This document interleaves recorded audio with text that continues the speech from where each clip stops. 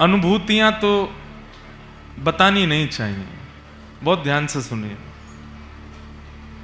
जो लोग नहीं सुन पाएंगे ना वो बहुत कुछ खो देंगे, इसलिए हमारी प्रार्थना खड़े होके, लेट के, टेढ़े होके, जैसे सुनने को मिल जाए सुन लो, जहां जगह मिल जाए बैठ जाओ सुन लो।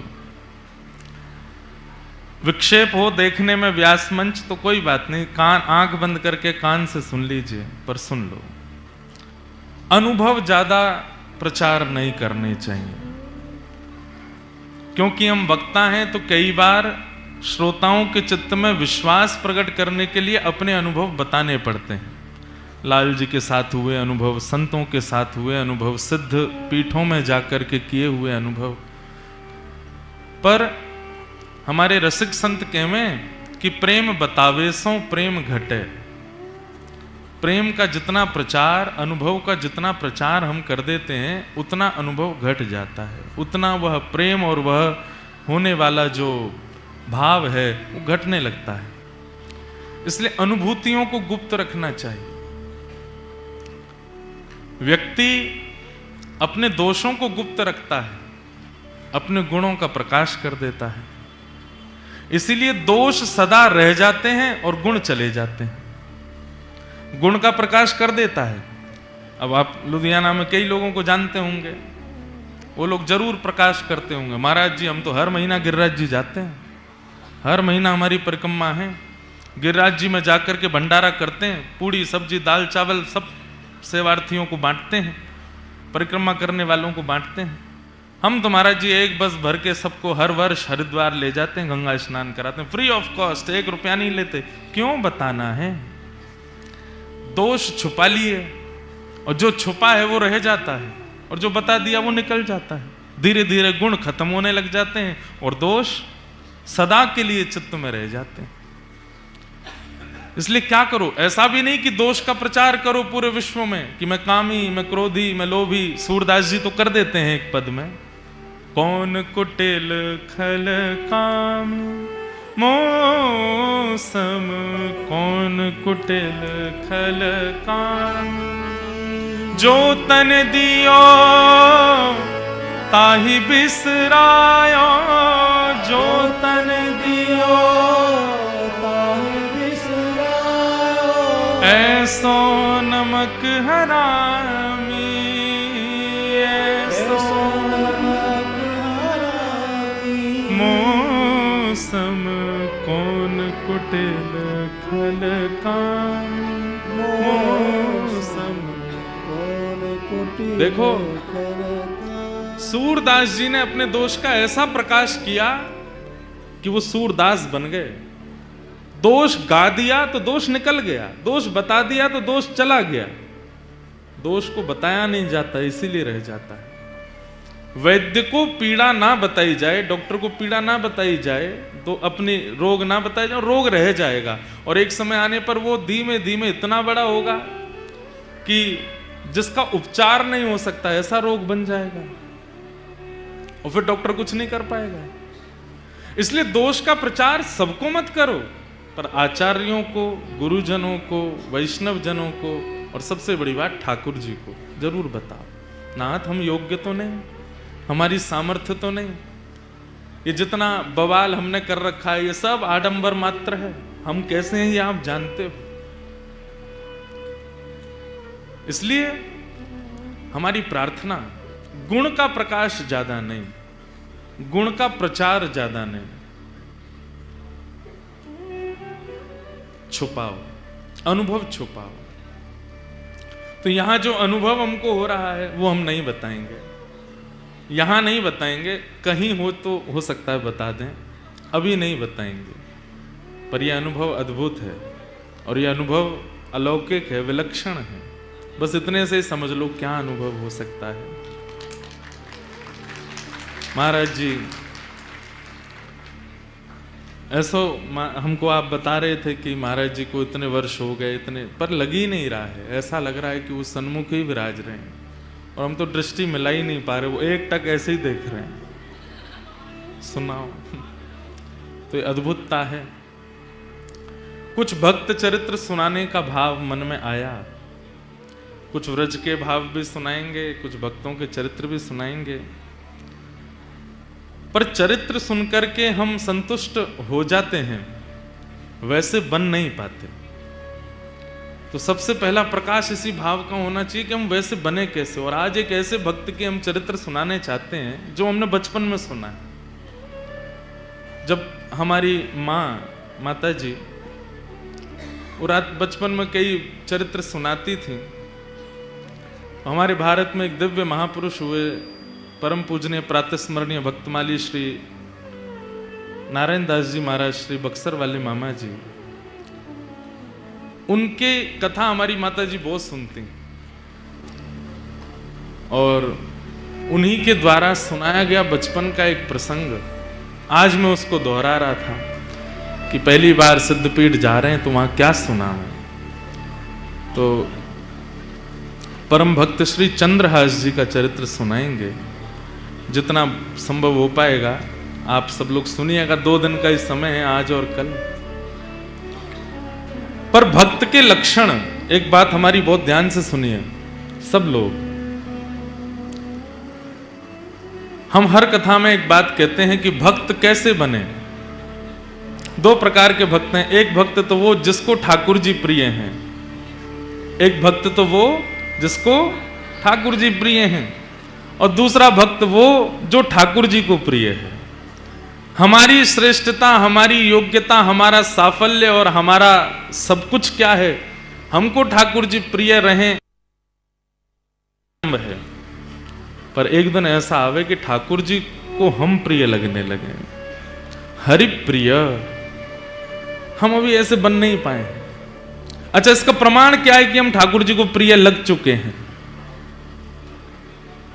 आप संतन को प्रिय लगने लग जाओ, वैष्णवन को प्रिय लगने लग जाओ, ब्रजवासीन को प्रिय लगने लग जाओ, जिनके मस्तक पर तिलक धारण है, कंठ में कंठी धारण है, जिह्वा पर नाम धारण है, एकादशी व्रत नियम निष्ठा से करते हैं, उनको आप प्रिय लगने लग जाओ तो समझ जाओ आप धीरे धीरे आप हरि प्रिय हो रहे हो।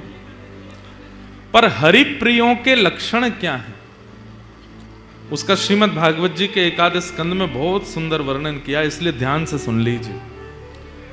हरि प्रिय बनना है। हरि तो सबके प्रिय हैं, उन्हें जो एक बार देख लेता है वो उनका प्रिय हो ही जाता है।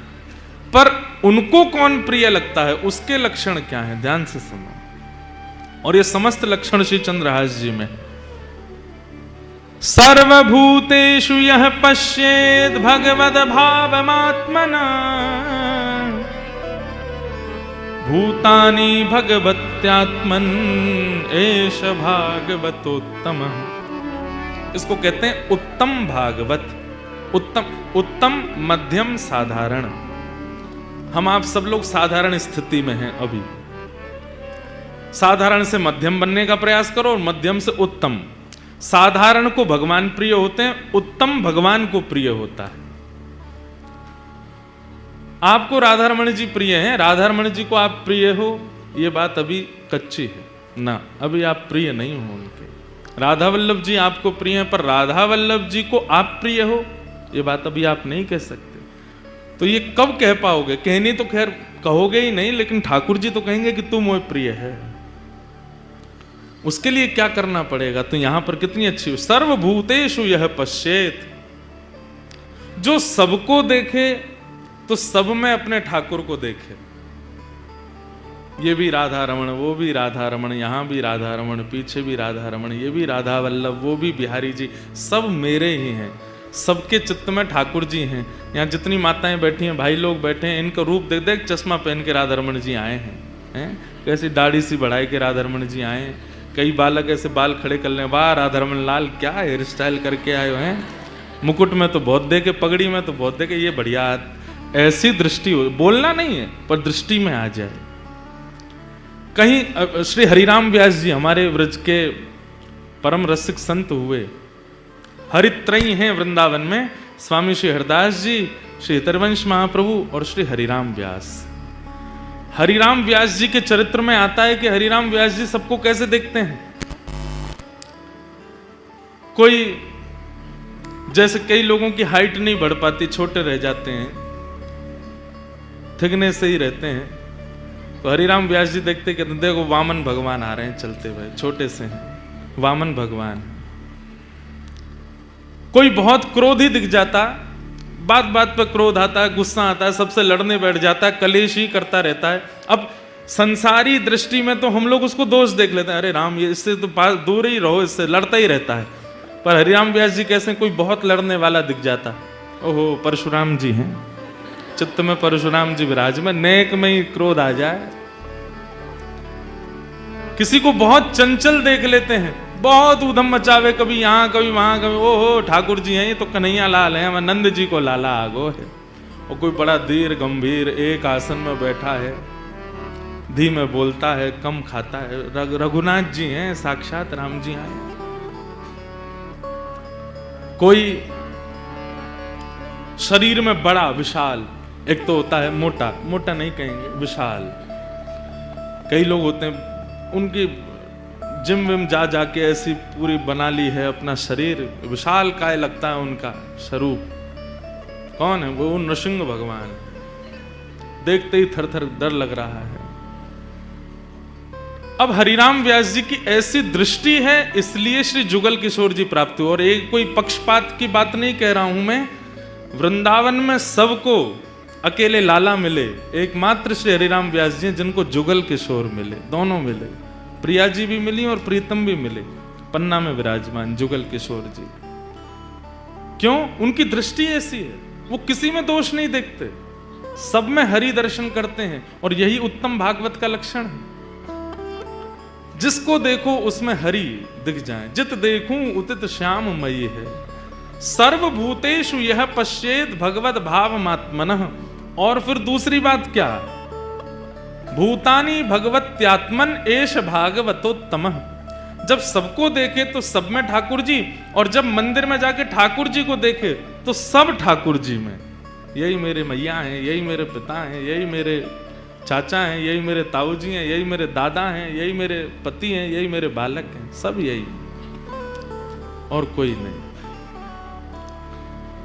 ये दृष्टि जिसकी बन गई है वो उत्तम भागवत है। समय लगेगा, इतनी जल्दी नहीं बन पाएगी दृष्टि, पर प्रयास तो करो। अगल बगल वाले ने देखो, दिख रहे हैं ठाकुर जी वहां में, देखो अगल बगल वाले देखो बैठे, कितने सारे ठाकुर जी बैठे हैं, कितने सारे ठाकुर जी बैठे, सबको देखो।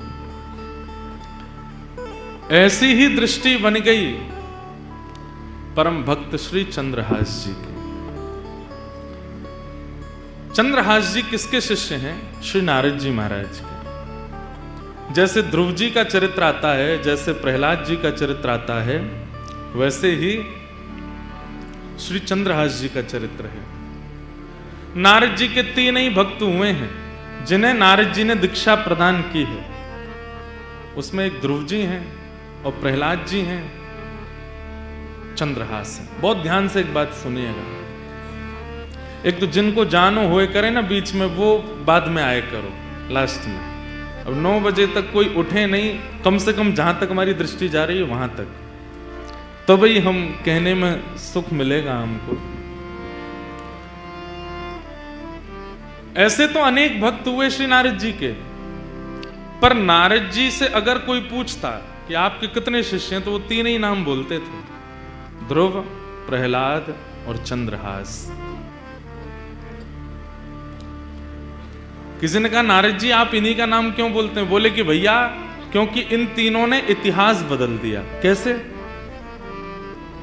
श्रीमद् भागवत जी में ध्रुव चरित्र सबने सुना है, प्रहलाद चरित्र सबने सुना है, पर ध्रुव और प्रहलाद का चरित्र सुना कौन रहा है? नारद जी, स्वयं नारद जी। शिष्य के मुख से गुरु की प्रशंसा सुनी होगी, पर गुरु के मुख से शिष्य की कथा। सोचिए शिष्य किस स्थिति का होगा कि गुरु उसकी रचना बता रहा, उसकी पूरी लीला सुना रहा है। नारद जी महाराज चंद्रहास जी का चरित्र सुनाते हैं। ध्रुव जी का चरित्र सुनाया, प्रहलाद जी का चरित्र सुनाया, और अब चंद्रहास का चरित्र किसको सुना रहे हैं? अर्जुन को। अर्जुन सुन रहे हैं। बहुत सावधानी से सब लोग श्रवण करो। बहुत प्राचीन कथा है चंद्रहास जी की। महाभारत के युद्ध से पूर्व और युद्ध के बाद पांडवों ने 2 यज्ञ किए। युद्ध से पूर्व किया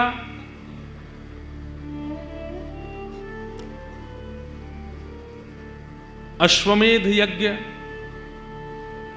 युद्ध के बाद किया अश्वमेध यज्ञ, और युद्ध से पूर्व भी एक यज्ञ पांडवों ने किया।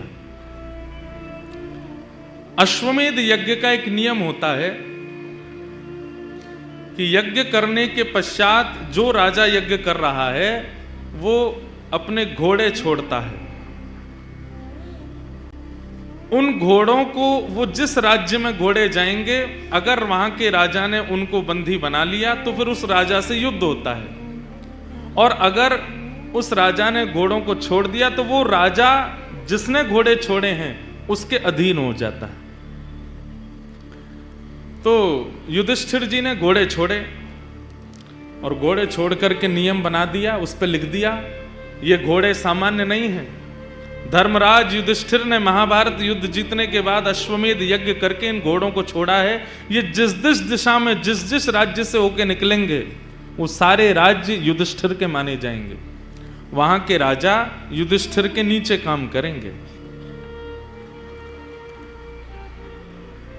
और अगर इस भाव से किसी को दिक्कत हो तो युधिष्ठिर से युद्ध लड़ने के लिए तैयार रहना। घोड़ों के पीछे सेना लेकर के अर्जुन चल रहे थे। 2-4 लोगों ने घोड़ों को अपने राज्य में घुसने से मना किया तो अर्जुन ने युद्ध करके उनको परास्त कर दिया। इसी प्रकार फिर जब वो घोड़े पूरी पृथ्वी की चक्कर लगा के वापस आ जाते तब उस राजा को कहा जाता चक्रवर्ती सम्राट। इसको कोई नहीं हरा पाया। युधिष्ठिर जी ने घोड़े छोड़े, राज्यों में प्रवेश करते कई राजा तो अधीन हो जाते, बोले हम युधिष्ठिर जी के नीचे रहने को तैयार हैं। कई नहीं रहते तो अर्जुन युद्ध करके उनको नीचे कर देते। सब जगह भ्रमण करते करते जब वह घोड़े कुंतलपुर पहुंचे, हस्तिनापुर से थोड़ी दूर पूर्व ही एक कुंतलपुर नाम का स्थान पड़ा, जहां पर वे घोड़े पहुंचे। और जैसे ही उन स्थान में घोड़ों का पहुंचना हुआ, कोई राजा या सैनिक नहीं आया रोकने। प्रवेश करते ही कुंतलपुर में घोड़े अपने आप अंतर ध्यान हो गए।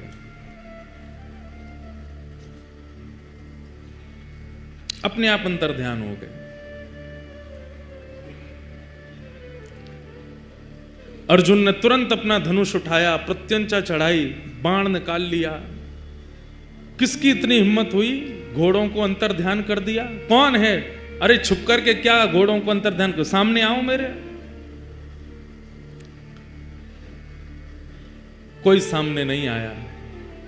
तो अर्जुन के पास तो ऐसी ऐसी विद्या हैं कि अगर कोई छुप भी जाए या कोई कहीं भी पहुंच जाए, वो अगर उसका स्मरण करके बाण छोड़ देंगे तो बाण उसी को जाके लगेगा। अर्जुन ने तुरंत बाण का संधान किया और स्मरण किया, जिसने मेरे घोड़े को अंतर ध्यान किया, छुपाया है, ये बाण उसी को जाकर के लगे। युद्ध की चुनौती। जैसे ही अर्जुन ने बाण का संधान किया, इतने में ही आकाश में नारद जी प्रकट हो गए। अर्जुन, इसी वक्त अपना बाण नीचे रखो, धनुष बाण नीचे करो। क्या कह रहे हैं आप? ये तो नियम बना था कि जो भी घोड़ों को पकड़ेगा उससे युद्ध करना पड़ेगा, और कोई छुप करके अगर घोड़ों को अपने वश में कर ले, मैं उसको मारूं ना? ये कैसे हो सकता है? तब नारद जी महाराज बोले, क्योंकि जिसने तुम्हारे घोड़ों को अपने वश में किया है वो सामान्य नहीं है।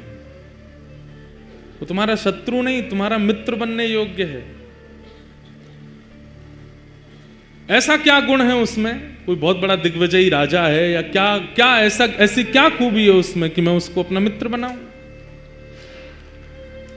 तब नारद जी महाराज ने कहा, जिस प्रकार तुम कृष्ण भक्त हो, ऐसे ही जिसने तुम्हारे घोड़े हरण किए हैं वो भी कृष्ण भक्त है। कुंतलपुर का राजा, उसका नाम है चंद्रहास। इसलिए तुम उस पर बाण चढ़ाने की, चलाने की कोई चेष्टा मत करो। अर्जुन तो तुरंत सुन के, ये बात सुनकर के वो कृष्ण भक्त है, अर्जुन बोले मैंने पहले तो कभी नाम नहीं सुना चंद्रहास का। बोले जरूरी थोड़ी है कि सारे भक्त प्रकट ही होते हैं, कई अप्रकट भक्त होते हैं, और अप्रकट भक्त ठाकुर जी को अति प्रिय होते हैं, जो अपनी भक्ति प्रकट ही नहीं करते, पता ही नहीं चलने देते। बगल वाले को नहीं पता, बगल वाले की बात पत्नी को नहीं पता कि ये भक्त हैं। ऐसे भक्तों के चरित्र भी भक्तमाल जी में है। अंतर्निष्ठ राजा, पत्नी को ही नहीं पता कि पति भक्त है। ऐसी भक्ति जो करते हैं ठाकुर जी उन्हें सामान्य भक्ति करने वाले से 50% ज्यादा प्रेम करते हैं, जो अपनी भक्ति को प्रकट नहीं करते। अब आप इतनी संख्या में आए, हम कथा करने जाते हैं, इतनी संख्या में लोग आ जाते हैं, इतनी बुरी स्थिति कई जगह होती है कि हाथ पांव टूटने तक की स्थिति हमारी बनती है कई बार। पर यह कोई बहुत प्रशंसा की बात नहीं है। इतने लोग जानते हैं, इसका मतलब ठाकुर जी हमसे ज्यादा दूसरों को प्रायोरिटी देंगे, क्योंकि हमारी भक्ति प्रकट हो गई, हमारे प्रवचन प्रकट हो गए, हमारे भाव प्रकट हो गए। हाँ, हमारी कथा सुन करके या हमारे जैसे आचार्यों की कथा सुन करके अगर कोई व्यक्ति अंतर्निष्ठ भक्त बन गया, छुपा हुआ भक्त, तो ठाकुर जी हम पे भी कृपा कर सकते हैं कि तेरे प्रवचन सुन के देख या के चित्त में अंतर्निष्ठ भक्ति आई है, तो या के संग तो पे भी कृपा होएगी। प्रचार बहुत ज्यादा हो जाता है ना, ठाकुर जी फिर समय लगाते हैं मिलने में, लेकिन अब क्या कर सकते हैं। कलयुग में युवाओं का, आप सब लोगों को कथा सुना करके भी तो कुछ ना कुछ, ठीक है आप पहले मिल ली हो ठाकुर जी से, फिर ठाकुर जी से कहते हो इनकी कथा सुन के आए, इनको भी बुला लो, ऐसा कुछ कर लेना। तो अंतर्निष्ठ भक्त जो होता है वो ठाकुर जी को बहुत प्रिय होता है, जिसकी ज्यादा प्रचार नहीं, जिसको ज्यादा लोग जानते नहीं, ठाकुर जी को बहुत प्रिय। हमारे व्रज में कई अंतर्निष्ठ महात्मा हैं जिनको कोई नहीं जानता, गिरिराज जी में, वृंदावन में, बरसाने में, नंदगांव में। और अगर कोई लोग आ भी जाते हैं ना तो वो दूर से ही देख लेते हैं, और जैसे ही देखते हैं कि कोई हमसे मिलने के लिए आ रहा है, इसको किसी ने हमारे बारे में बता दिया, तो वो ऐसी हरकत करने लगते हैं कि आदमी सोचता है कि ये पागल हैं, डर के मारे भाग जाते हैं कि हमारे पास कोई ना आवे, हमसे कोई ना मिले। ऐसे कई भक्त हैं व्रज में।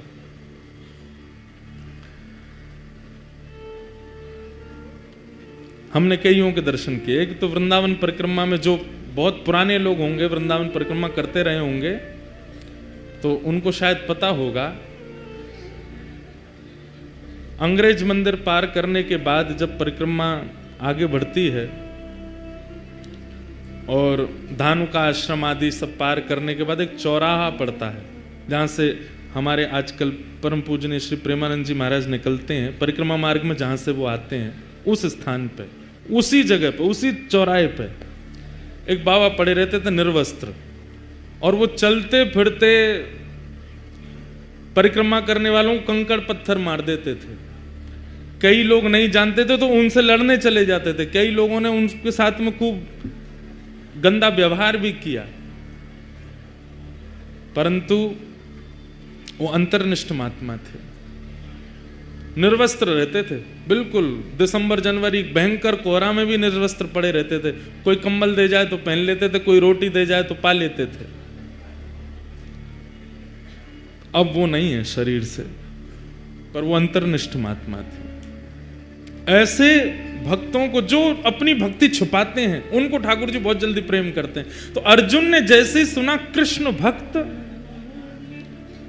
धनुष बाण तो नीचे रख दिए, युद्ध उद्ध सब भूल गया, नारद जी के चरणों में प्रणाम करते हुए कहा, भगवान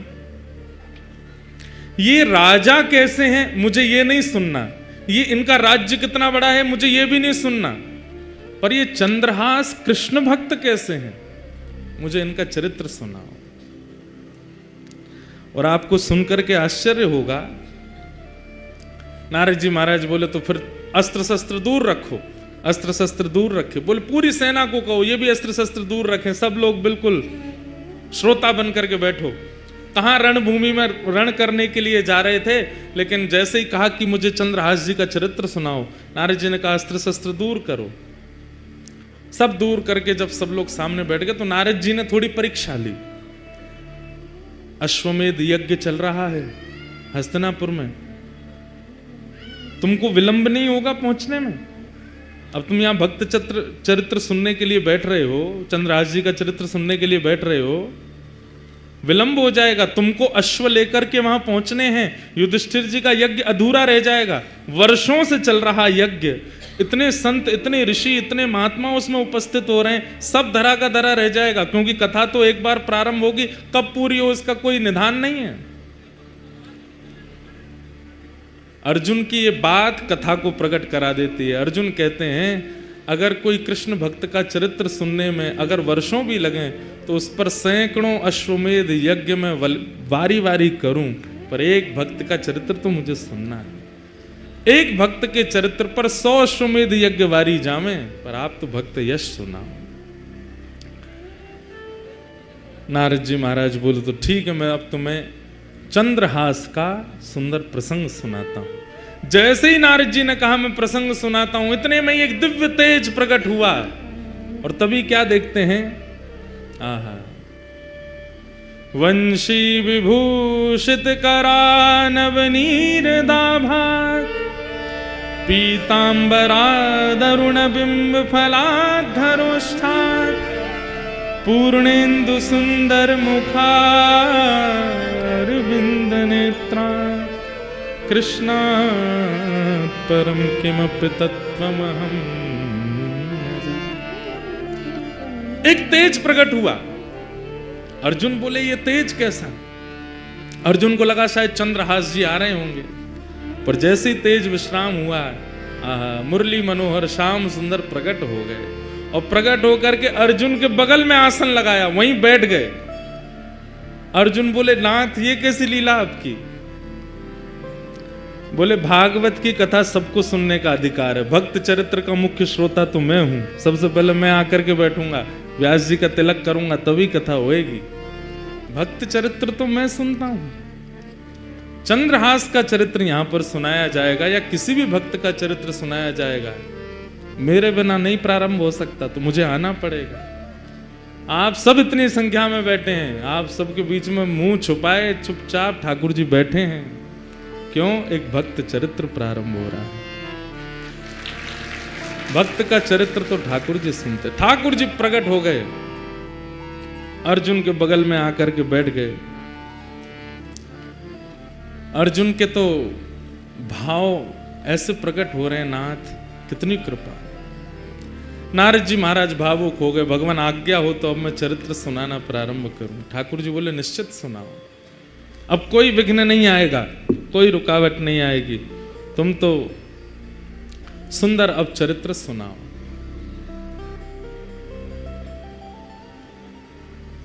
केरल देश में एक राजा थे, बड़े प्रतापी राजा, और उन प्रतापी राजा के यहां एक पुत्र ने जन्म लिया, जिनका नाम उन्होंने रखा चंद्रहास। धीरे धीरे बालक जब 3 वर्ष का हो गया, बहुत सावधानी से सुनिएगा सब लोग, बालक जब 3 वर्ष का हो गया तब केरल देश में एक शत्रु राजा ने चढ़ाई की,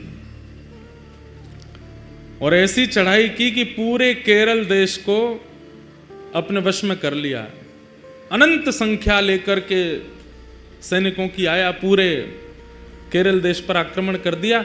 उस आक्रमण में राजा मारे गए, सैनिक मारे गए।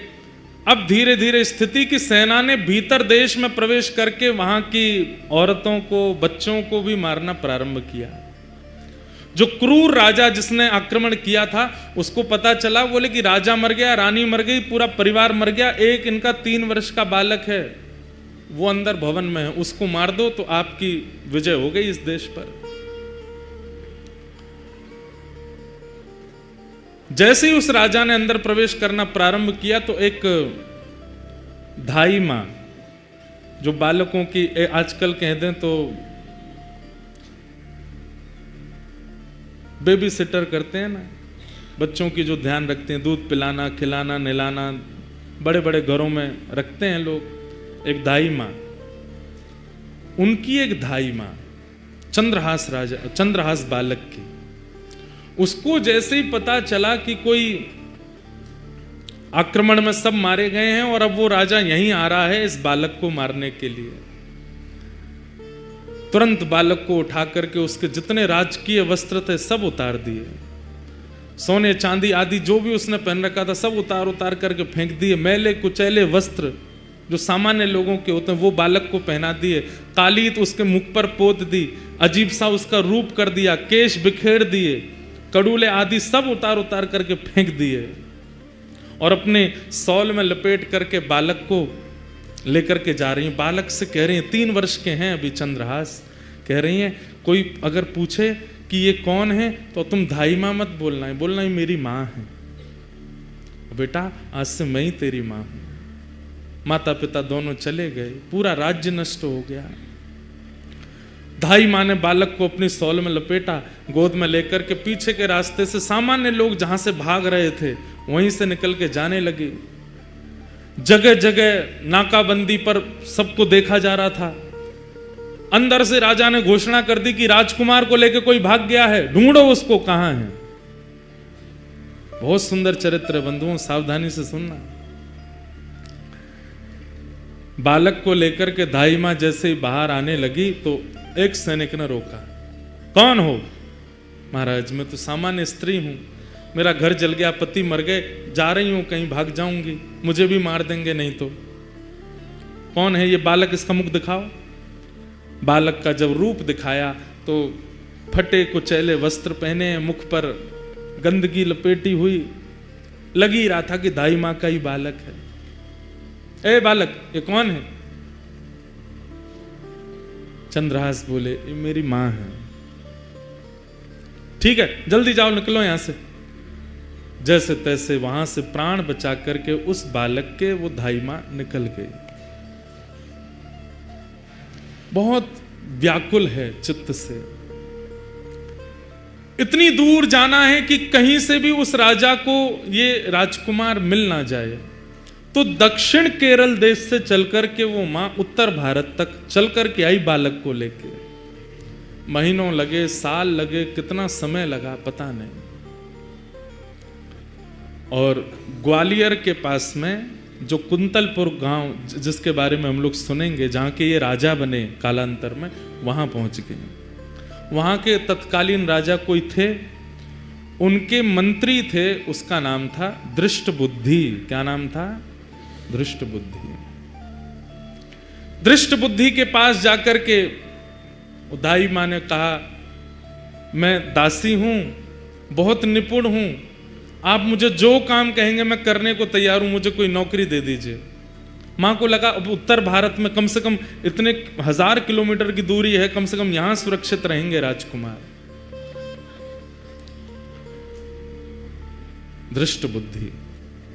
दृष्टबुद्धि कुंतलपुर के राजा के मंत्री हैं। मंत्री ने जैसे ही देखा, अच्छा ठीक है, हमारे यहां तो बहुत सेविकाएं हैं, काम तो लगे रहते हैं, क्या कर सकती हो? बोले जो कहोगे वो करने को। और ये तुम्हारा बालक, ये तो छोटा है, खेल लेगा यहां बाहर बच्चों के साथ में, ठीक है। और वहां उस धाई मां को एक नौकरी मिल गई, राजा के दरबार में कुछ काम आदि करती। और चंद्रहास राजकुमार, अब पूरा नगर दाई मां को जानता है, जितने लोग जानते हैं सब कहते हैं ये बालक कौन है? बोले कि ये दासी पुत्र है। कहां एक राजमाता का पुत्र, कहां एक राजा का राजकुमार, और अब क्या बन गए हैं? दासी पुत्र। 2-2 दिन तक भोजन नहीं मिल पाता है, रात्रि सोने की व्यवस्था नहीं हो पाती है। धाई मां के साथ ही चंद्रहास रहते हैं। बंधुओं यही जीवन है, कब दिन बिगड़ जाए या बदल जाए कुछ कह नहीं सकते हैं। और एक बात हमेशा याद रखिएगा, दिन होना और रात होना इस बात का प्रतीक है। इस संसार में कोई भी व्यक्ति या इस सभागृह में कोई भी व्यक्ति ये नहीं कह सकता कि मैंने आज तक केवल दिन ही देखा है, रात नहीं देखी, या रात देखा है दिन नहीं देखे। सब देखा है। इसका मतलब दिन क्या है? यश। दिन क्या है? संपत्ति। दिन क्या है? प्रबलता। दिन क्या है? ऐश्वर्य। और रात्रि क्या है? सब इसका उल्टा। सबको देखना पड़ता है। और एक बात कहें आपको, बहुत फैक्ट बात है, हम सबका जीवन 10-10 वर्षों में विभाजित है। 10 वर्ष अच्छे निकलेंगे, 11वें वर्ष से फिर 10 वर्ष कुछ कठिनाइयां रहेंगी, फिर अगले 10 वर्ष ठीक निकलेंगे, फिर अगले 10 वर्ष कठिनाइयों से निकलेंगे। इसी को कहते हैं कि 10 वर्ष हम लोग सीखते हैं और 10 वर्ष उस सीखे हुए से कमाते हैं। सबके जीवन में ये नियम आता ही है। किसी किसी के प्रारंभ जीवन में ही आ जाता है, किसी के मध्य जीवन में, किसी के अंत जीवन में, पर ये 10 वर्षों का विभाजन चलता ही रहता है। राजा, केरल देश के राजा का पुत्र अब दासी पुत्र है। सूरदास जी एक पद गाते हैं। ये पद वैसे तो हमारे व्रज में गोपियां उद्धव जी से कहती हैं, क्योंकि उद्धव जी महाराज वृंदावन गए थे और ठाकुर जी से कह के गए थे कि सुबह जा रहा हूं, शाम तक आ जाऊंगा। लेकिन उद्धव जी कितने दिन में लौट के गए? 6 महीना लग गए उद्धव जी को। तो उद्धव जी जब गोपियों को समझाने के लिए आए तो गोपियां उद्धव जी को देख करके क्या कह रही हैं, वही शब्द श्री सूरदास जी गा रहे हैं। क्या? ऊधो ऊधो जब टेढ़े दिन आवे, ऊधो जब टेढ़े दिन, ऊधो जब टेढ़े दिन आवे, ऊधो जब टेढ़े दिन आवे। इष्ट मित्र मुख हूँ नहीं बोले, इष्ट मित्र मुख हूँ नहीं बोले, इष्ट मित्र मुख हूँ नहीं बोले। इष्ट मित्र सुनने लायक पद है, याद करने लायक पद है। देखत नैन चुरावे हो, देखत नैन ऊधो जब टेढ़े दिन आवे, ऊधो जब टेढ़े दिन जब टेढ़े दिन आवे। जिनके टेढ़े दिन आके निकल चुके हैं वो रिलेट करेंगे, और जिनके नहीं आए हैं वो सावधान हो जाना, ऐसा ही होने वाला है। हम यहाँ कोई चिकनी चुपड़ी बात नहीं करेंगे कि कुछ नहीं होगा जीवन में, होगा, निश्चित होगा। किसी का जीवन एक रस नहीं रह सकता इस संसार में, चाहे मैं ही क्यों ना हूं। सबके जीवन में संकट और ऐसी विपरीत टेढ़े दिन सबके आते हैं, आएंगे जरूर, पर करना क्या है? दुख की घड़ी से भागना नहीं है, जूझना, लड़ना है। और वो लड़ना जूझना आचार्य सिखाते हैं, सत्संग सिखाता है। ऊधो जब टेढ़े दिन आवे,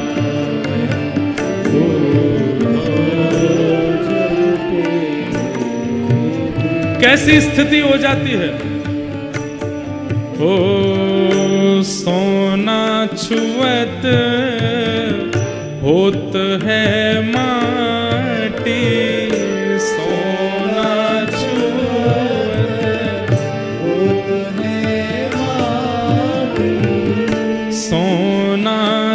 छूवत होत है माटी, सोना छूवत होत है माटी। और मूरख ज्ञान सिखावे, ओ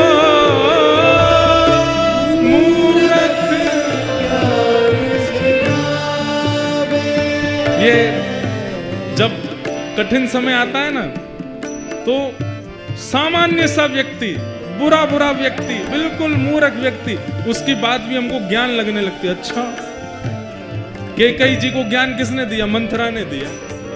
और मंथरा की बात समझ में भी आ गई कैकेयी जी को। इतने बड़े बड़े ज्ञानी वशिष्ठादियों की बात समझ नहीं आई। टेढ़े दिन जब आते हैं तब मूर्खों की बात ही समझ में आती है।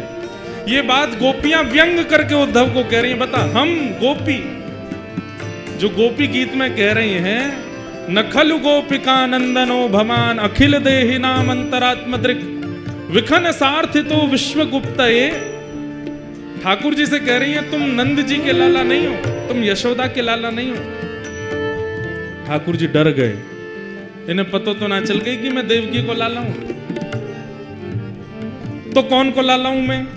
गोपी बोली, विखन सार्थितो विश्वगुप्तये, आप साक्षात ब्रह्मा को भी बनाने वाले परमात्मा हो, हम जानती हैं आपको। ठाकुर जी बोले, ले मैं तो यूं सोच रहा हूं, ये जानती हूं कि मैं देवकी को लाला हूं, इनको तो ये भी पता है कि मैं परमात्मा हूं। वो गोपियां, और उन गोपियों को समझाने उद्धव आया है। गोपियां कह रही हैं, जब टेढ़े दिन आते हैं तो तुम जैसे मूर्ख ही समझाते हैं उद्धव। मूर्ख ज्ञान सिखावे, ओ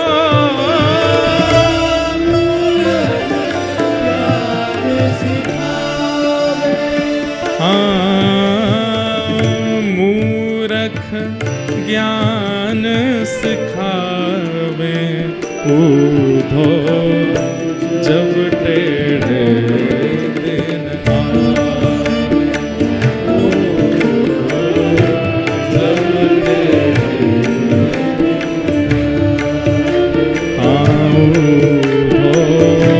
जब टेढ़े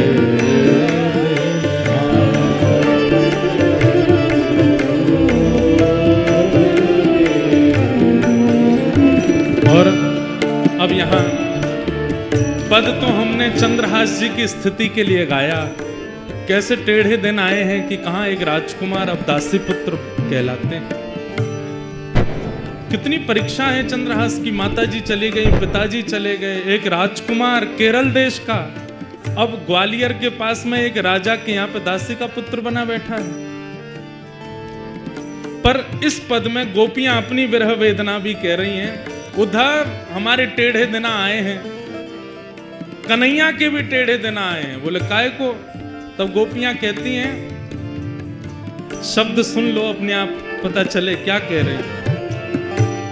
टेढ़ी मेढ़ी बनी कुंवरी, टेढ़ी मेढ़ी बनी कुंवरी। किसकी बात हो रही है? कुब्जा।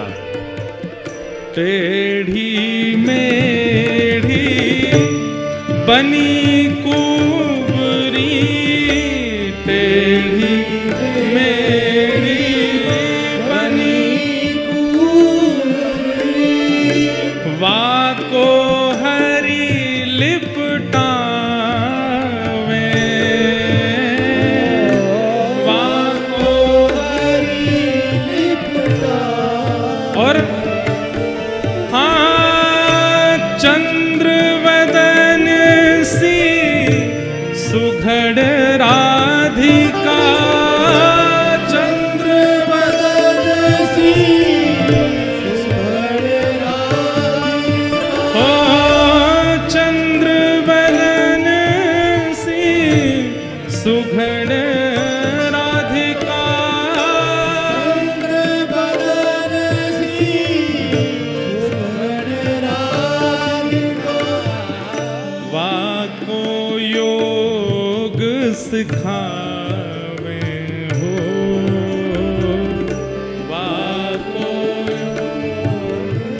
उद्धव वो कुब्जा, हम किसी की बॉडी शेमिंग के पक्ष में नहीं है, पर यहां गोपियां तो कह सकती हैं। आज हम जब आ रहे थे ना लुधियाना के लिए तो बहुत मंथन हुआ, विचार हुआ। एक बार उद्धव गोपी संवाद, उसमें उद्धव जी महाराज ने 7 बातें कही हैं गोपियों से, और उन 7 बातों का उत्तर गोपियों ने दिया है। इसी पे 7 दिन चर्चा करें कभी। पहले दिन की चर्चा में केवल उद्धव जी का व्रज आगमन और 7 बातों में समझाना गोपियों को कि कृष्ण को भूल जाइए, वो तो परमात्मा है, वो तो ईश्वर है, वो तो जगदीश्वर है। और इनका उत्तर फिर गोपियां कैसे कैसे दे रही हैं, वो 7 दिन पूरी उसी चर्चा में हो। गोपियां कह रही हैं टेढ़ी मेढ़ी, वो जो टेढ़ी मेढ़ी बनी कुंवरी वाको हरि लिपटा में, उसको तो अपने हृदय से लगा रहे हैं। और चंद्र वदन सी सुधर राधिका, इनके लिए योग सिखाने के लिए उद्धव को भेजा है। ये टेढ़े दिन नहीं है तो क्या है? उद्धव जब टेढ़े दिन आवे,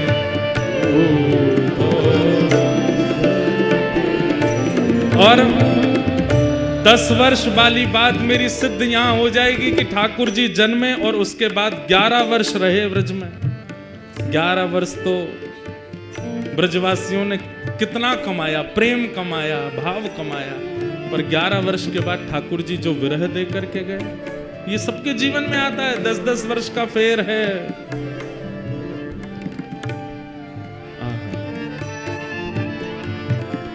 सूरदास विधना के आगे, सूरदास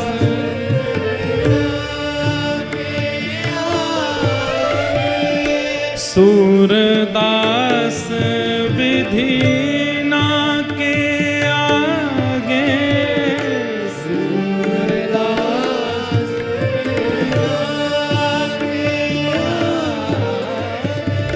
काको दोष लगावे,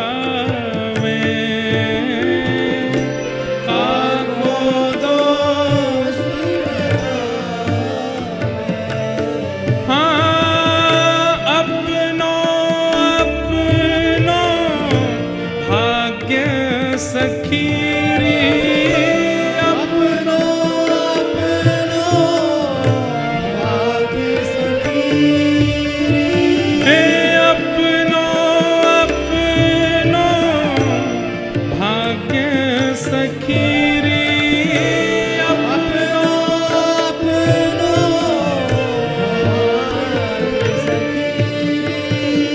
छिन भरी तरना पावे, छिन भरी तरना पावे। जब टेढ़े दिन आवे, जब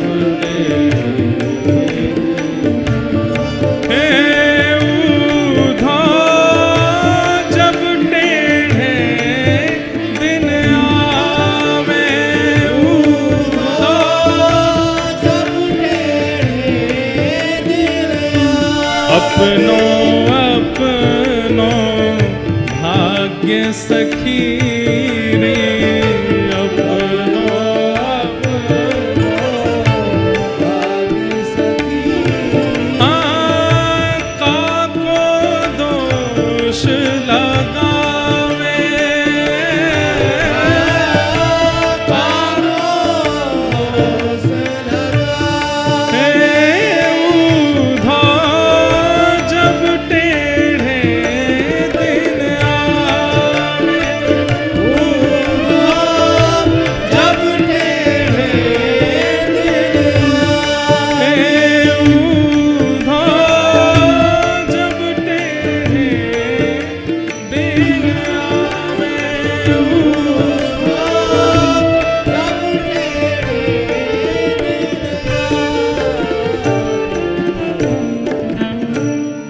अपनो अपनो भाग्य सखी रे, अपनो अपनो भाग्य सखी, काको दोष लगावे,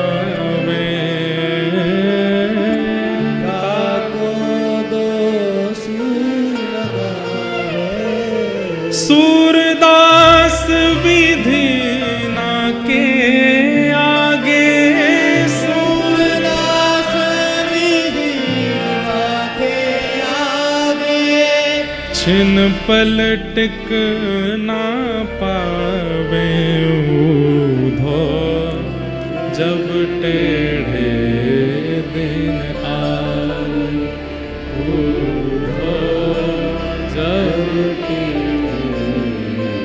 अंत में गोपियां कह गईं, टेढ़े दिन आते हैं, सबके भाग्य से आते हैं, पर विधिना के आगे छिन न टिक पावे। अगर किसी के चित्त में, गोस्वामी तुलसीदास जी प्रसिद्ध बात है, सबको पता है, दीन कहे धनवान सुखी, धनवान कहे सुख राजा को भारी, राजा कहे महाराजा सुखी, महाराजा कहे सुख इंद्र को भारी, इंद्र कहे चतुरानन को सुख, ब्रह्म कहे सुख विष्णु को भारी, तुलसीदास विचार कहे हरि भजन बिना सब जीव दुखारी, सब दुखी। कष्ट का समय सबके जीवन में आता है बंधुओं, बस उस समय पर धैर्य मत खोइएगा। ये 10 दिन में जो भजन किया, 10 वर्ष में जो भजन किया, वो 10 वर्ष कष्ट के जमावेंगे। तब उस भजन से बल लेकर के बस उससे जूझ लीजिए, निकल लीजिए, शांत रहिए, मौन रहिए। आज चंद्रहास जी एक दासी पुत्र हो गए। कैसा उनका जीवन, छोटे बच्चों के साथ में बाहर गली में खेलते हैं, नाली में गिर जाते हैं, सब कुछ राजकीय अब नष्ट हो चुका है और दासी पुत्र के नाम से ही जाने जाते हैं। लेकिन ठाकुर जी जब परीक्षा लेने पे आते हैं तो बंधुओं अति कर देते हैं कई बार। 5 वर्ष की आयु हुई चंद्रहास जी की, और जो दाई मां उनको लेके भागी थी बचाने के लिए, अब उसके प्राण निकलने लगे। कोई नहीं है अब चंद्रहास जी का इस दुनिया में, माता पिता परिवार सब मारा जा चुका है, एक दाई मां है बस।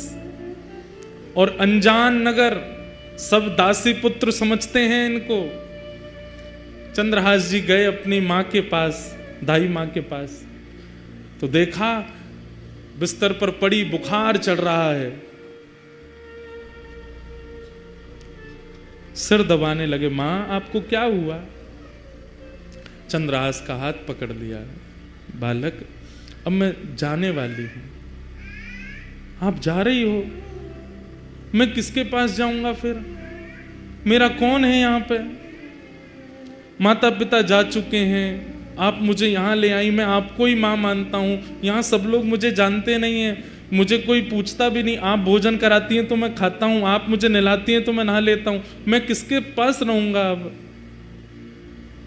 सुनो चंद्रहास, इधर आओ, आज के बाद कोई पूछे तुम्हारे माँ कौन है तो कहना कृष्ण मेरी माँ है। कोई पूछे तुम्हारे पिता कौन है तो कहना कृष्ण मेरे पिता है। कोई पूछे कि तुम्हारा आश्रय कहाँ है तो श्री कृष्ण के चरणार बिंदों को ही अपना आश्रय बताना। कोई पूछे तुम्हारा सर्वस्व कौन है तो कृष्ण ही तुम्हारे सर्वस्व है। बोलो चंद्रहास तुम्हारी माँ कौन है? चंद्रहास रोते हुए बोलते हैं कृष्ण मेरी माँ है। जानते भी नहीं है कृष्ण है कौन, बस माँ समझा रही है। कौन है तुम्हारी माँ? कृष्ण मेरी माँ। तुम्हारे पिता कौन है? कृष्ण मेरे पिता है।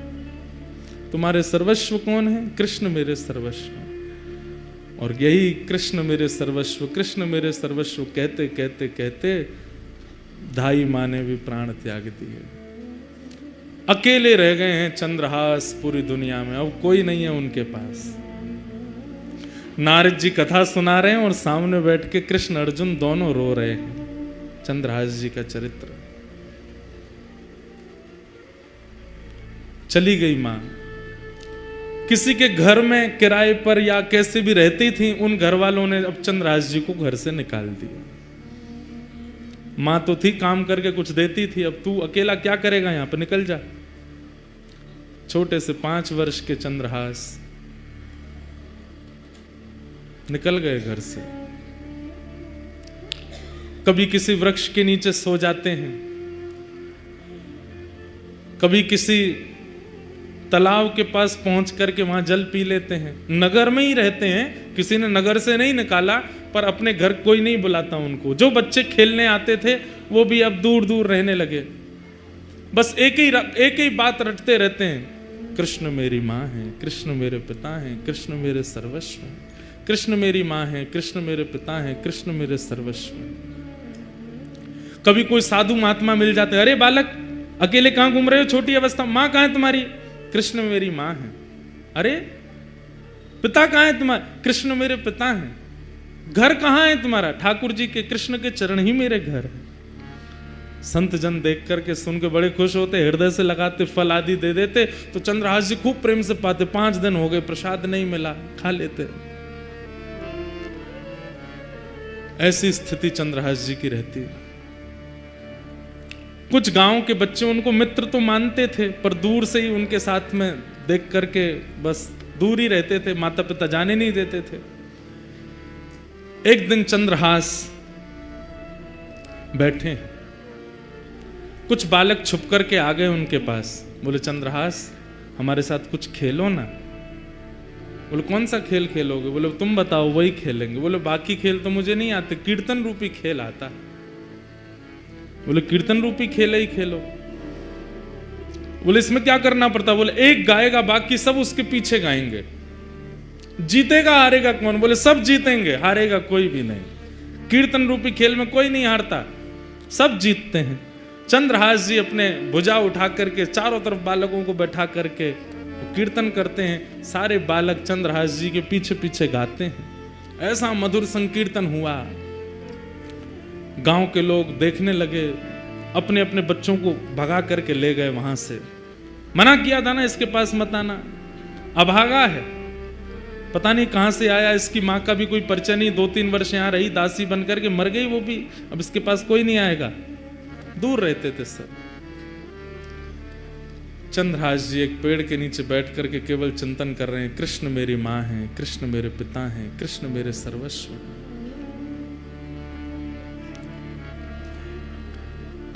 कठिन परिस्थिति सबके जीवन में आती है बंधुओं, बस उस परिस्थिति में ठाकुर जी का त्याग मत करो।